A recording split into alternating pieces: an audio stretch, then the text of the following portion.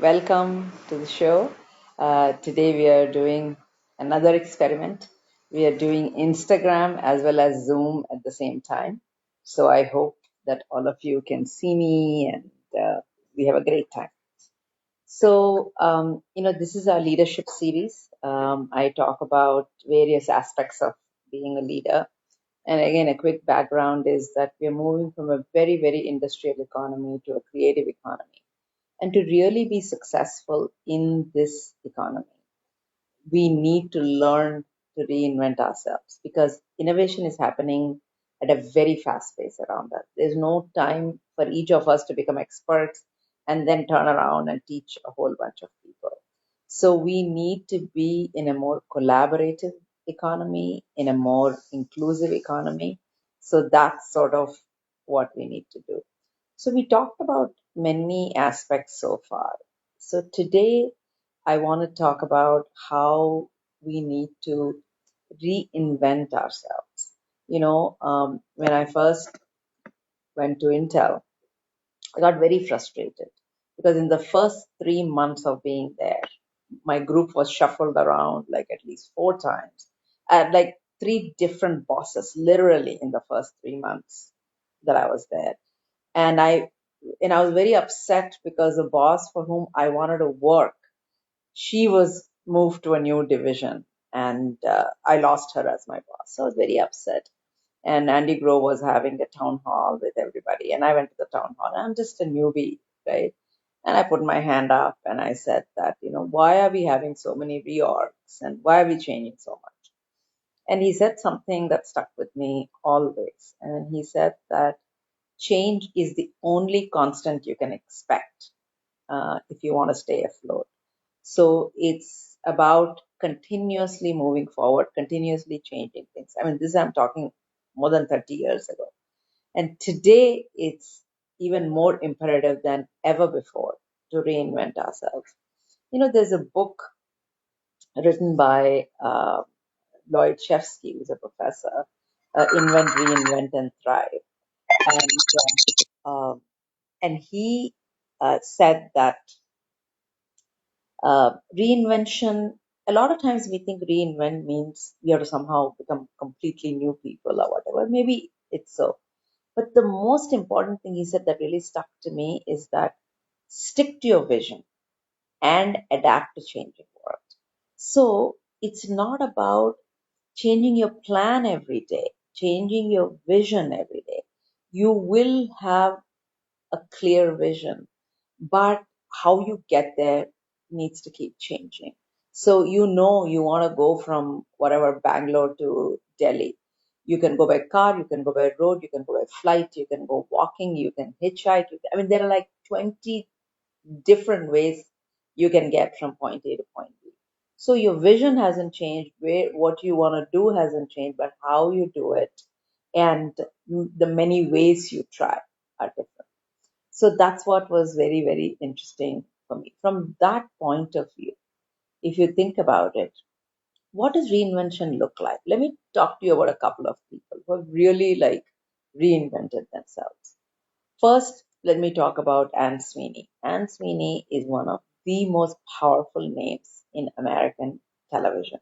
She was the head of Disney ABC, and which is one of the most powerful media companies. And there's very few women in media in US, and she was one of the few, not just a woman, but head of a division. And at age in her 50s, she decided she didn't want to be that anymore. She wanted to be a TV executive. She actually wanted to create shows. The point is whether it's not whether that's the right decision or not, should she have stayed. It takes a lot of guts at the height of your success to say, this is not it. I want to try something different. The other, in our own, in India, the example you can see, if you take Madhuri Dixit and Ram Nemi, they're a couple, she's an actress, he's a doctor. I mean, just look at how they both have reinvented themselves. Now, Madhuri Dixit has been the darling of the Bollywood screen. She had so many hits. And she decides in 99 to get married, move to Denver, where not many people know her. And in fact, She married Ram Nene, who's never seen her movies. He grew up in America, didn't know who she was, never saw Hindi movies. So he had no idea of what a famous actress she is. Married her, she lived in Denver, had children, went shopping like everybody else, cooked everything, like lived in America. And then decided to come back to India in 2011. Now, when she came back, she was making the movies. Now, Ram had to reinvent himself. Now, imagine he's a cardiothoracic surgeon, which means after you do your medicine, you have to study for another 7 to 10 years and get very rigorous training to be able to be a cardiothoracic surgeon. He was that. And, at the height of his career, very good, very, demanding surgeries for which you need to stand on your feet for hours on end. So much of education that he has gathered. He left all that and came to a country where he never lived. This is completely new for him with his wife, his children, and reinvented himself. Now, it takes a lot for someone like him to come and say, okay, Madhuri, let's put your career ahead of time, ahead of me now. And let's see what we can do about it. They started a media company and they're doing a lot of things. He continues being a doctor. He continues advising, doing a lot of things. But it takes a lot of courage for someone to say, I am going to put my wife ahead of time, ahead of me, and see what she needs because she put me ahead of her in the last few years. That's when you become equal partners. That's when you become a true couple. So I really, both Madhuri and Ram are people I know. I know Ram much better. I really respect them a lot. And yes, in some ways, it's not that it's a special thing. I mean, if a woman uh, puts, takes turn to put the husband ahead, the husband should do it also. But how many actually do it? Okay. So that's why that reinvention is really, really important to fundamentally change who you are, where you live, what you do. It's total change, right? So that's what I mean by reinvention, where you don't lose sight of the vision. The vision is we are in this together, we are a couple, we have children, we want to make a family, we want to be happy together. The vision hasn't changed. Okay? How you go about has changed. Similarly for Anne Sweeney, her vision hasn't changed. Of she wants to make a difference in the entertainment world. You can do it as a CEO, or you can do it as a producer, you can do it as an actor, you can be anything. And so that sort of is about reinvention. Now, let me pause for a second and say, what does reinvention look like at a personal level? So reinvention has two pieces to it. One is how are you reinventing yourself? And the second thing is, how are you reinventing an organization you work with or a community that you live in? How do you do that? So let's focus a little bit on reinventing yourself. And sometimes you have to do it because without that, you're going to disappear. I mean, it's a survival instinct. And if you're truly smart, you do it so that it doesn't come to a point of survival. So you have to, first thing you need to do is anticipate what's going to happen.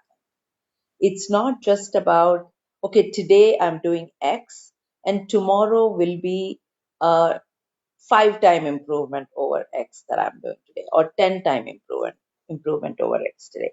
That's not what it is. It's not about a linear improvement what I'm doing today. It's about forget what I'm doing today. What is going to happen in the future? If someone told you 10 years ago or even 15 years ago, the genetics would be where it is, that we can actually find out so much about ourselves.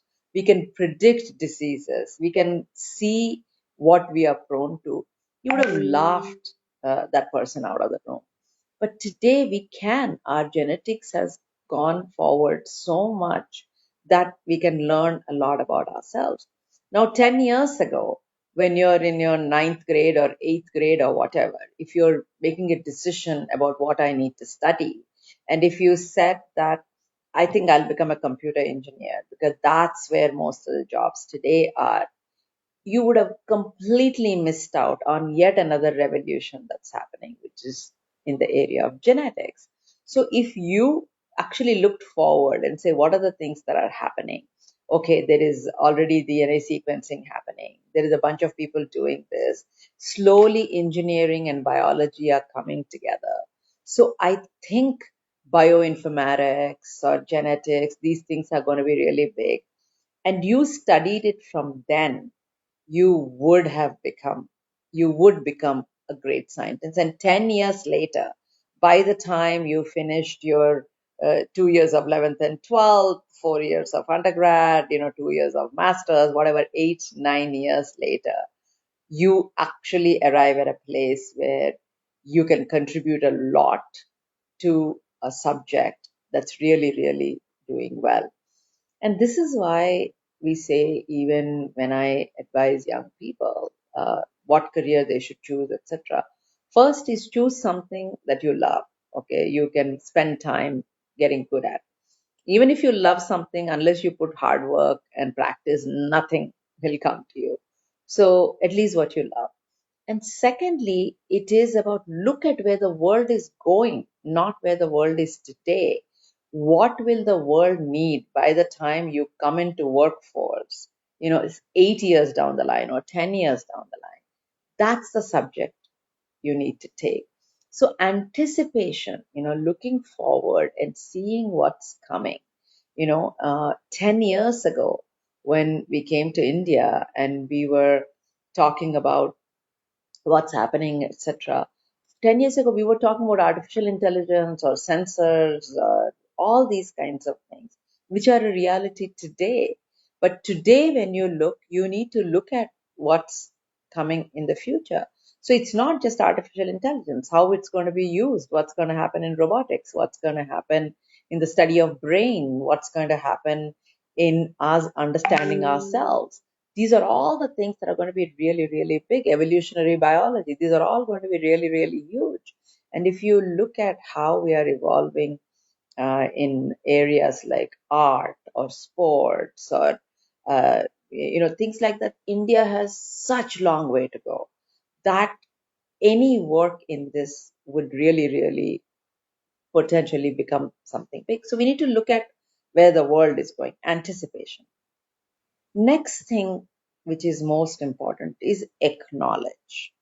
We need to say, okay, this is what I'm good at, this is what I'm not good at. I used to think that, and I talked about this before many times also, is that I used to think if I'm not good at something, I have to keep working at it till I get better at it, which is true in your younger age, because unless you practice, you don't get anything. But once you've been in a profession for a few years, you work for 5 years, 7 years, 8 years, it becomes pretty evident what you're good at, what you naturally gravitate toward, and what you shouldn't spend your time doing. So at that time, instead of trying to get good at it, you should just say, I'm going to focus on what I'm really good at, and whatever I don't know, I'm going to hire somebody for those positions, or I'm going to work with somebody who's very good at those positions. And this is why, when you look at very, very successful partnerships, co founders, they are very different people. Usually, there's one person who's more the CEO, external facing, and the other person could be a technologist or somebody who understands the operations, or someone who really is good at legal, or, they're complementary skill sets who respect each other's skill set. So that is what is very important in that partnership, in acknowledging this is what I'm good at, this is what you're good at, let's come together. So instead of trying to be good at everything. It's better to hire out what you're not good at or bring on board as partners what you're not good at. And the third A, we talked about anticipate, acknowledge.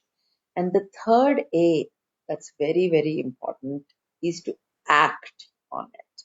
Because we can think, we can pontificate, we can wonder, we can analyze all these things forever and ever and ever. But nothing will happen unless you actually act on it. And so it's about you try it out there, you adjust, you improve, and you succeed or you fail. If you fail, you learn the lesson, you try again, you adjust, you improve, and you succeed. And it's an infinite do loop of try, adjust, improve, succeed, or fail. And then again, try, adjust, improve, succeed, or fail. It's like an infinite do loop till you get to a place where you feel it's worth moving forward. Success is not about I've arrived here, job done. It's not at all. Every place you arrive, the next thing is there awaiting you. Because I think till we bid goodbye to this earth and go on the next journey, we need to reinvent ourselves. We need to keep learning. We need to keep saying what's next, and that's where really fun is. And acting is not just about always in profession. There are people who say, okay, I've done that profession, I want to try this. I'm done with this profession, I want to try that. You could have been a business executive all your life. When you finish, you decide to go to carpentry and you create, beautiful furniture and have a furniture store. When you're done with it, you can go be I don't know, a golfer. When you're done with that, you can go be a writer. So it's about reinventing yourself and acting on it all the time is what allows you to reinvent yourself. If you don't try, how will you know?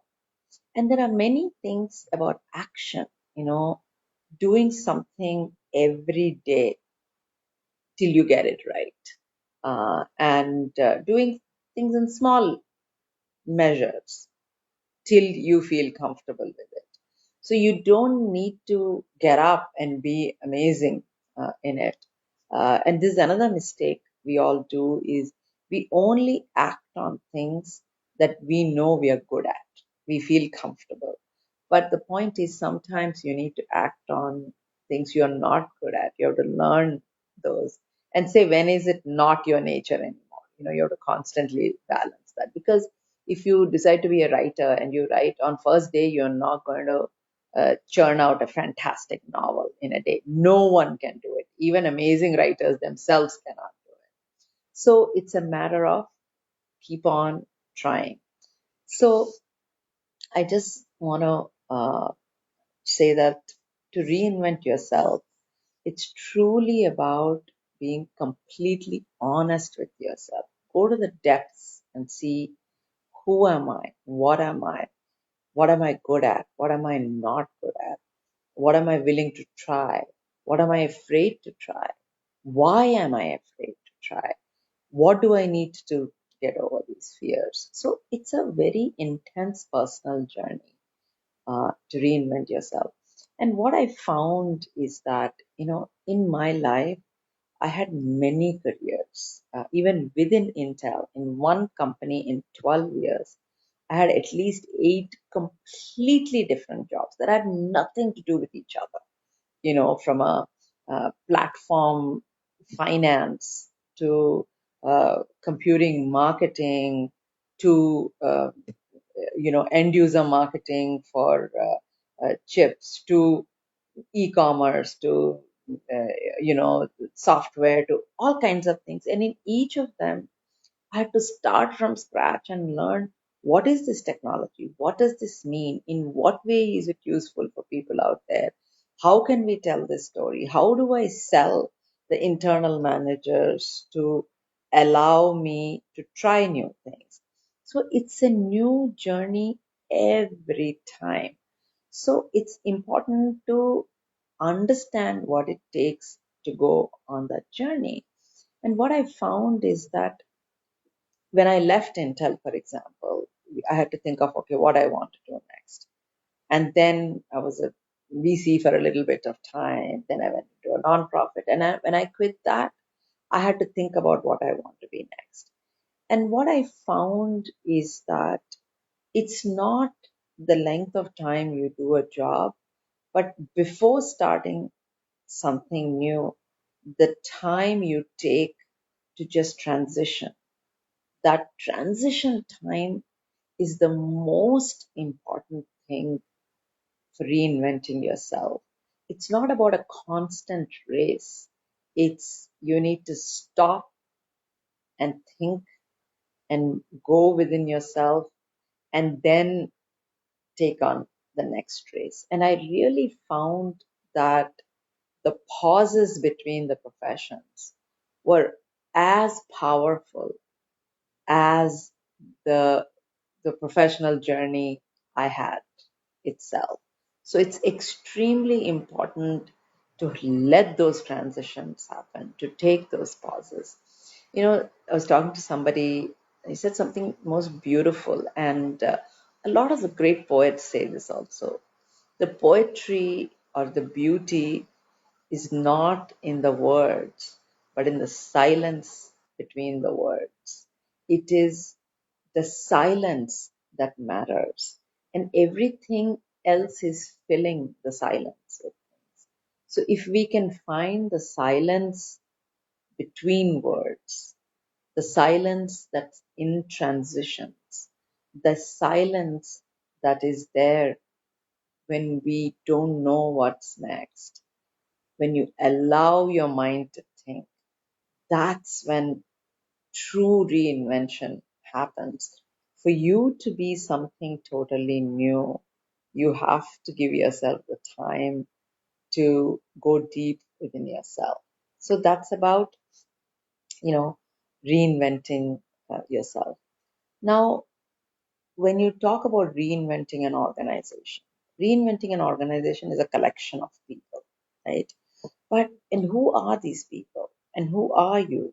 If you're a leader, when you're a leader of an organization, to reinvent it, first of all, you need to really listen to everybody around you, not just the five people who report to you, but up and down the chain of command. You need to listen to people.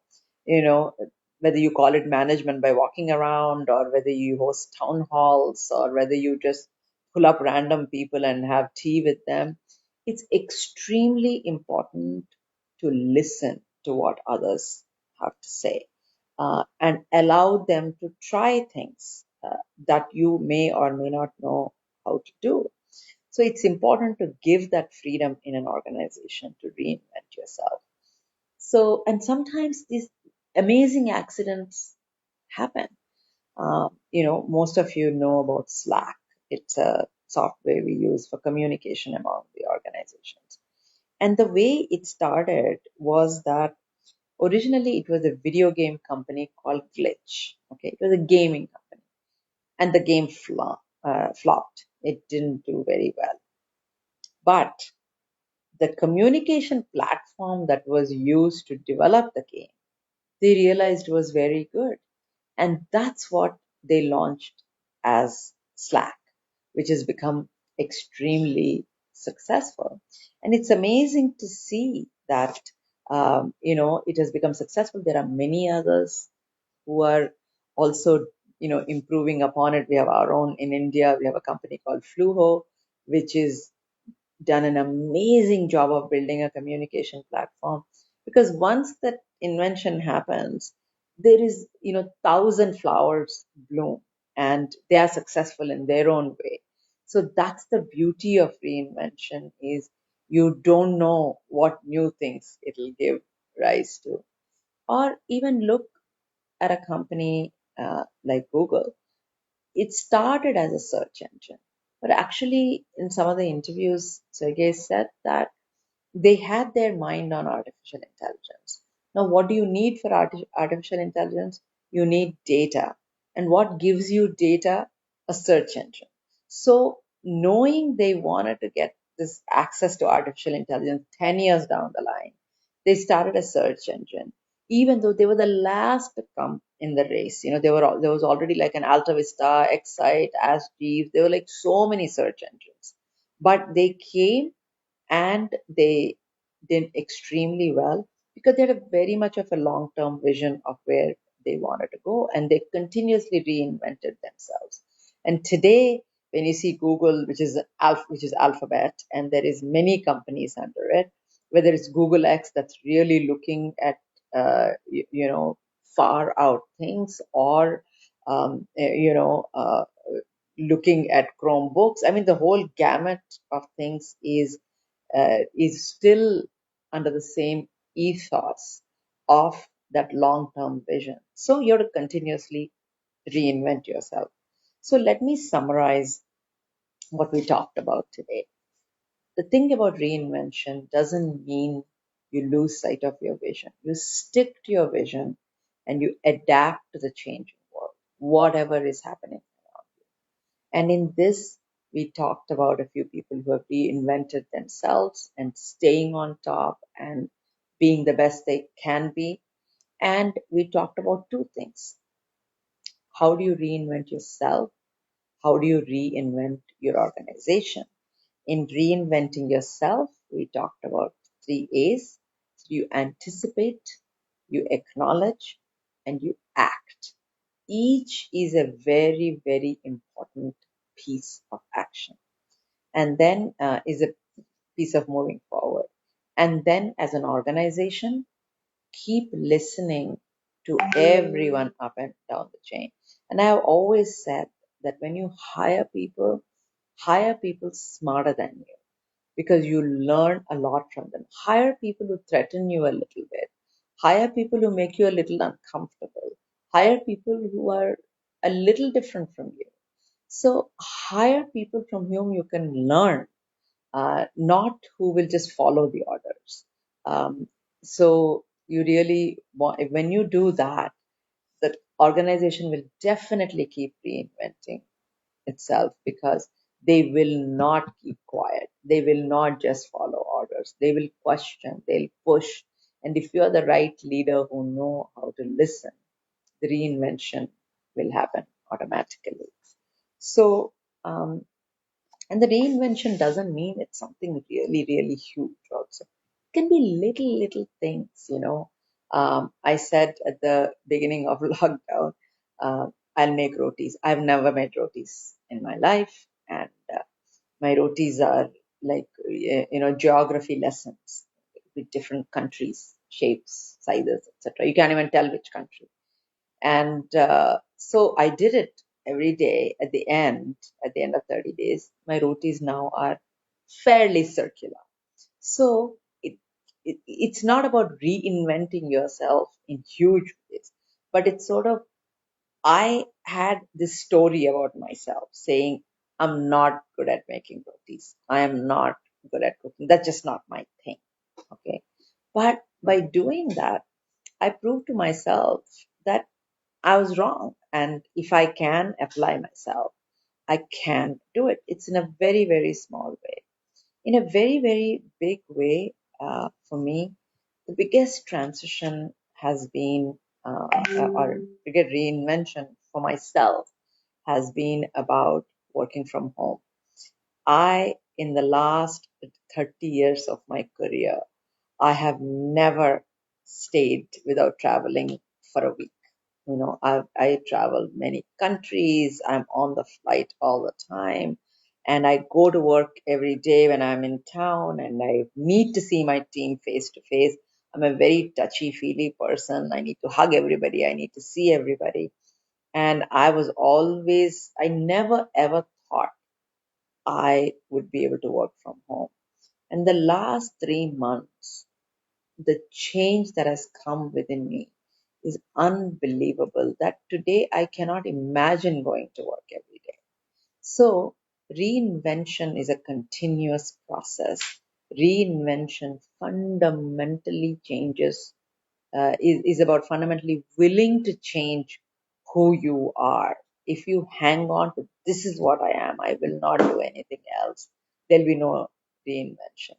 But because I was forced to do this, I actually took the time to do it. And I'm so glad I did. So here is to reinventing yourselves. And as a great leader, always look forward to changing yourself at your core, but stick to the vision. Thank you so much for your time. See you tomorrow at 8 p.m. at Lakshmi. Bye bye.